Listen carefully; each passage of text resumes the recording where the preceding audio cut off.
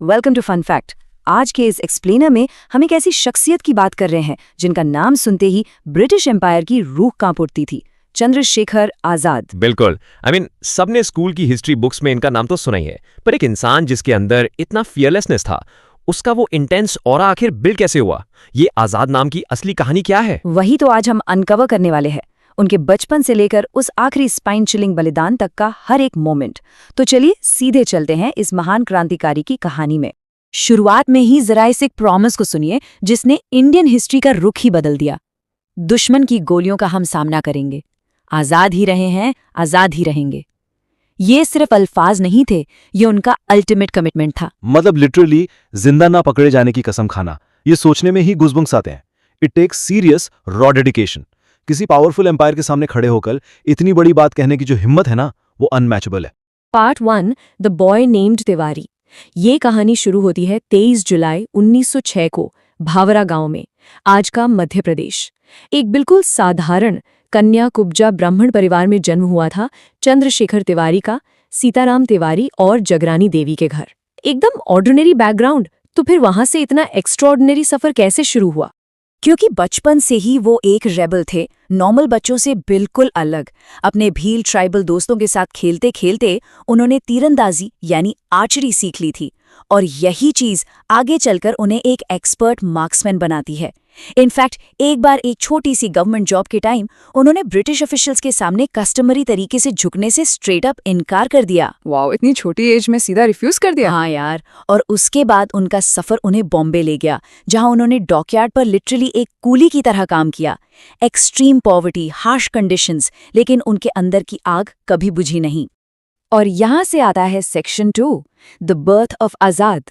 उनकी मां जगरानी देवी का सपना था कि उनका बेटा एक बड़ा संस्कृत स्कॉलर बने। उन्हीं के कहने पर चंद्रशेखर पढ़ने के लिए बनारस के काशी विद्यापीठ चले गए। काशी विद्यापीठ में संस्कृत स्कॉलर, तो फिर वो फ्रीडम फाइटर के रास्ते पर कब निकल गए? ये बात है 1921 की। महात्मा गांधी का नॉन कोऑपरेशन मूवमेंट बिल्कुल अपने पीक पर था। उस वक्त चंद्रशेखर सिर्फ 15 साल के थे और उन्होंने अपनी पढ़ाई छोड़कर तुरंत इस मूवमेंट को ज्वाइन कर लिया। वेट, सिर्फ 15 साल में? हाँ, और इसी मूवमेंट के दौरान उनका पहला अरेस्ट भी हुआ। उन्हें 15 कोड़ों की सजा सुनाई गई, 15 लैशेस। पर सबसे हैरान करने वाली बात यह थी कि हर एक कोड़े की मार पर इस लड़के ने दर्द से चीखने के बजाय सिर्फ एक ही नारा लगाया, महात्मा गांधी की जय। उसके बाद जब पारसी डिस्ट्रिक्ट मैजिस्ट्रेट ने इस 15 साल के बच्चे को कोर्ट में पेश किया, तब एक ऐसी लेजेंडरी कॉन्वर्सेशन हुई जो हिस्ट्री बन गई। मैजिस्ट्रेट ने पूछा, नाम?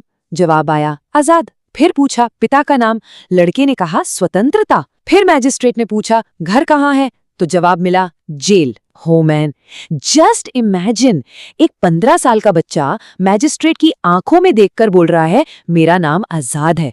मेरे हिसाब से यही वो टर्निंग पॉइंट था जिसने एक लड़के तिवारी को परमानेंटली उस लेजेंड में बदल दिया जिसे हम आज आजाद के नाम से जानते हैं। एब्सोल्युटली। अब चलते हैं सेक्शन 3 पर, कमांडर ऑफ द HSRA।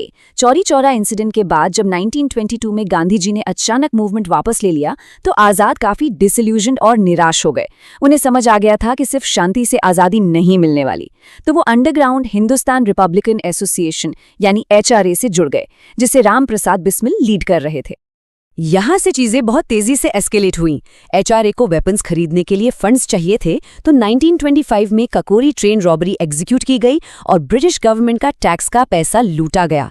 फिर जब बिस्मिल और अशफाकुल्ला खान जैसे टॉप लीडर्स को हैंग कर दिया गया, तो आजाद वहां से बच निकले। उन्होंने 1928 में भगत सिंह और बाकी साथियों के साथ मिलकर इस ग्रुप को हिंदुस्तान सोशलिस्ट रिपब्लिकन एसोसिएशन यानी HSRA के रूप में दोबारा खड़ा किया। राइट, और उसी साल लाला लाजपत राय की मौत का बदला लेने के लिए उन्होंने लाहौर में JB सॉन्डर्स का असैसिनेशन किया। फिर 1929 में वाइसराय की ट्रेन को उड़ाने की कोशिश भी हुई। एक के बाद एक सभी सीनियर लीडर्स पकड़े जा रहे थे, पर आजाद तब तक HSRA के कमांडर इन चीफ बन चुके थे और वो अनस्टॉपेबल थे। और इन सब हाई प्रोफाइल अटैक्स के बावजूद ब्रिटिश पुलिस उन्हें कभी पकड़ ही नहीं पाई। उन्हें क्विक सिल्वर कहा जाता था, पारे की तरह जो आपके हाथ में आकर भी कभी पकड़ में नहीं आता। उनका भेस बदलने का टैलेंट ही अलग लेवल का था। मास्टर ऑफ डिस्गाइजेस थे वो। कभी झांसी में एक हनुमान मंदिर के पास पंडित हरिशंकर ब्रह्मचारी बनकर रहे और बच्चों को पढ़ाया, कभी बुंदेलखंड मोटर गराज में मैकेनिक बनके कार चलाना सीख लिया, तो कभी लिटरली एक पठान का गेटअप ले लिया। वो ओरछा के घने जंगलों को अपनी शूटिंग प्रैक्टिस के लिए यूज करते थे और ब्रिटिश पुलिस हमेशा उनसे एक कदम पीछे ही रहती थी। Section 4, the man behind the Mauser. एक तरफ वो ये खौफनाक कमांडर थे जिनकी निशानेबाजी से अच्छे दुश्मन डरते थे, पर उनकी एक बहुत ह्यूमन और रिलेटेबल साइड भी थी। पता है, वो एक बहुत ही स्ट्रिक्ट वेजिटेरियन थे। मैंने तो एक्चुअली ये भी सुना है कि उन्हें खाना बनाना बिल्कुल भी नहीं आता था। अरे बिल्कुल नहीं आता था। जब वो बॉम्बे में लेबरर का काम करते थे, उनकी कुकिंग के अटेम्प्ट सच में बहुत मिजरेबल होते थे। कभी उनसे आग ही नहीं जलती थी, तो कभी आटे में पानी इतना ज्यादा हो जाता था कि रोटी ही नहीं बन पाती थी। आखिर में फ्रस्ट्रेटेड होकर उन्हें बाहर खाना पड़ता था, पर उन्होंने अपने वेजिटेरियन प्रिंसिपल्स कभी नहीं छोड़े। एक और बहुत इंटरेस्टिंग चीज थी उनका और भगत सिंह का डायनामिक। दोनों काफी अलग थे। चंद्रशेखर आजाद एक वॉरियर एसेटिक थे, डीपली ट्रेडिशनल, जो रोजाना संध्या पूजा करते थे। दूसरी तरफ भगत सिंह थे, एक रैडिकल एथीस्ट जिन्होंने इंकलाब जिंदाबाद का नारा इतना पॉपुलर कर दिया था। दोनों की आइडियोलॉजी एकदम ऑपोजिट थी, फिर भी दोनों बेस्ट फ्रेंड्स थे। इनका एक किस्सा बहुत फेमस है, जहां भगत सिंह बार बार आजाद को अंडा खाने के लिए कन्विंस करने की कोशिश कर रहे थे।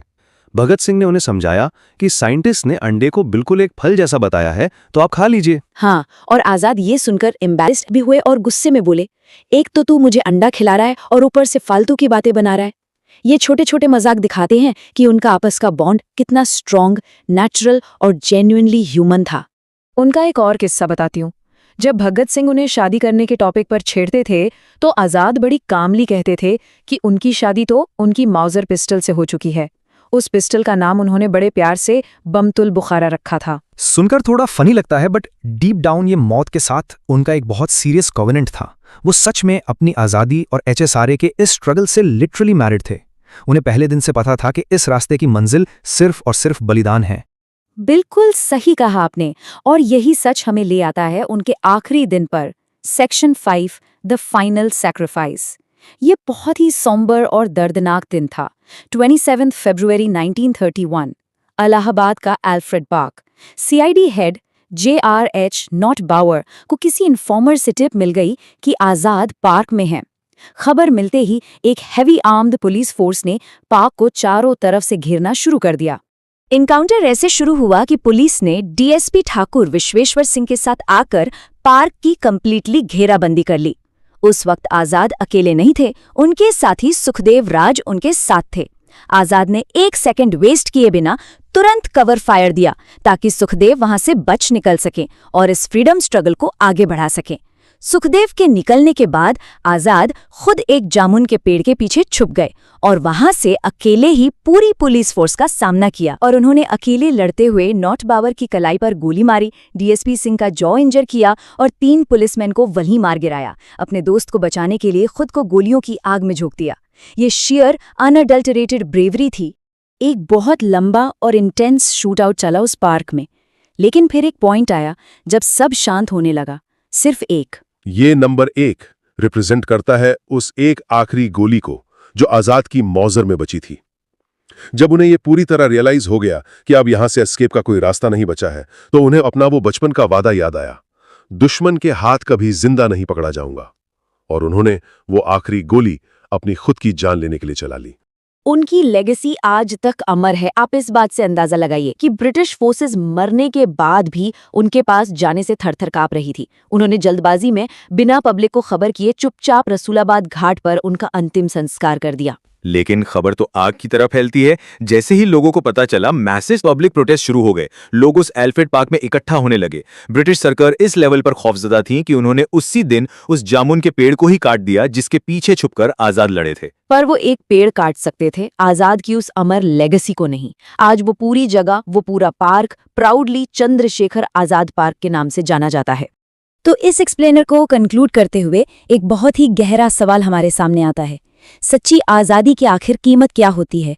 चंद्रशेखर आजाद ने सिर्फ 24 साल की उम्र में एक खुली हवा में सांस लेने के उसे ख्वाब के लिए अपनी पूरी जान कुर्बान कर दी। सीरियसली, 1 मिनट रुकिए और सोचिए। 24 साल का एक यूथ जिस एज में आज के टाइम में हम अपना करियर शुरू करने का सोचते हैं, उसने एक पूरे देश की आज़ादी का भार अपने कंधों पर उठा लिया और हंसते हंसते मौत को गले लगा लिया। उनका ये सैक्रिफाइस हमें बार बार याद दिलाता है कि जो आज़ादी आज हम एंजॉय कर रहे हैं वो हमें मुफ्त में नहीं मिली है, उसके पीछे ऐसी असंख्य कुर्बानियां हैं। इस एक पावरफुल विचार के साथ हम आज के इस डीप डाइव एक्सप्लेनर को यहीं खत्म करते हैं। ऐसे ही इंगेजिंग और फैक्चुअल एक्सप्लेनर्स के लिए बने रहिए फन फैक्ट के साथ।